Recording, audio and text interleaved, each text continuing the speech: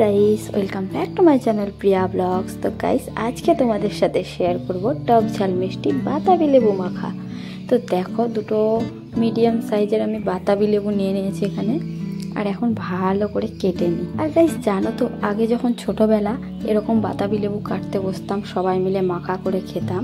তো যেরকম আমি বাতাবি লেবুটা কাটছি সেরকম কিন্তু টুপির মতো বের হবে একদম। তো আমরা মাথার মধ্যে দিয়ে থাকতাম। তো দেখো, একদম টুপির মতো করে দিব আমি, চারিদিক দিয়ে কেটে একটা টুপির মতো গোল হয়ে বের হবে। তো বাতাবি লেবু কিন্তু ছোটাতে কিন্তু খুব লেট হয় একটু। তো দেখো কত সুন্দর করে গোল করে আমি ছাড়িয়ে নিলাম। আর এখন উপরের চোচাগুলোর মতো হয়, তো ওগুলোও ছাড়িয়ে নিব আগে।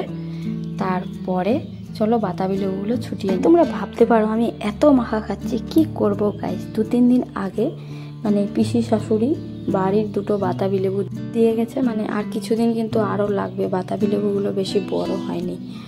তো দেখো আজকে আমি মাখা করছি আর ভাবছি তোমাদের সাথে শেয়ার করি বাতাবি লেবু মাখা। তো দেখো কত সুন্দর করে ছাড়ানো হয়ে গেল। আর এটা একটু খারাপ হয়ে গিয়েছিল গাইস, তার জন্যই একটু আবার লেবু হয়েছিল। তো দেখো এক সাইড ভালো ছিল, একটু শুধু নিয়ে নিলাম। তারপরে এখন একটু একটু করে দেখো ছাড়িয়ে নিতে হবে সবগুলো লেবু, কিন্তু আরেকটু বড় হবে, আরেকটু কিছুদিন পরে ঠিকঠাক পাকবে লেবুগুলো। তোমাদেরকে কাদেরকে বাতাবি লেবু মাখা খেতে ভালো লাগে তোমরা কিন্তু অবশ্যই কমেন্ট করে জানাবে। আমাকে কিন্তু দারুণ লাগে। আর আমি যে কোনো কিছুই ফল টল উঠুক, আমি নতুন কিন্তু 1-2বার করে ট্রাই করি সব কিছুই। তার জন্যই গাইস তোমরা দেখতে পাচ্ছ আমি এত কিছু মাখা করি। আজকে তোমাদের সাথে শেয়ার করছি বলে না, আমি কিন্তু টক ঝাল মিষ্টি জিনিস মাখা যে কোনো জিনিসই আমাকে খুবই বেশি ভালো লাগে। তো দেখো এদিকে লেবুগুলো ছোটানো কমপ্লিট গাইস, অনেকটা টাইম লাগলো। তারপরে দেখো এখন আমি এসেছি লেবু মাখা করতে। আর তোমরা কোথায় থেকে ভিডিও দেখছো তোমরা অবশ্যই জানাবে। ভিডিওটাকে ভালো লাগলে গাইস লাইক করতে ভুলবে না, চ্যানেলটিকে অবশ্যই সাবস্ক্রাইব করে দিবে। তো দেখো যেহেতু এখানে অল্প একটু লেবু আছে, তার জন্য একটু চিনি দিলাম, শুধু একটু, একটা শুকনো লঙ্কা পুড়িয়ে, তারপরে একটা কাঁচা লঙ্কা দিয়েছি। আর তারপরে যা আমি দিই গাইস, দেখো একটু লবণ দিলাম।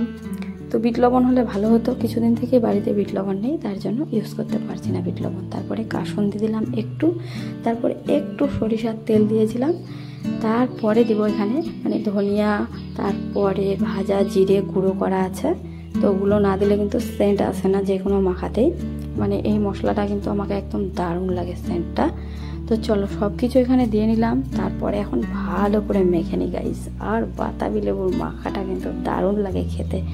তোমরা অবশ্যই কমেন্ট করে জানাবে বাতাবি লেবু মাখাটা কিরকম হয়েছে।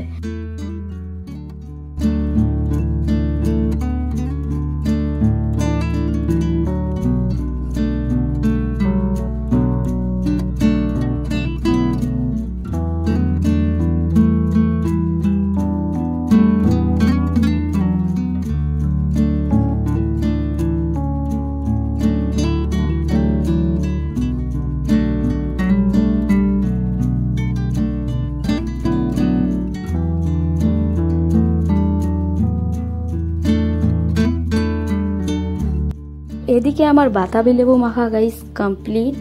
আর দেখো, তো এখন আমি মাকে আর বাবাকে এখানে দেখো পার্টিতে দিয়ে দিয়েছি, আর তারপরে আমিও এখন খেয়ে নেব। তো চলো আজকের মতো ভিডিওটা এখানে শেষ করি, টাটা।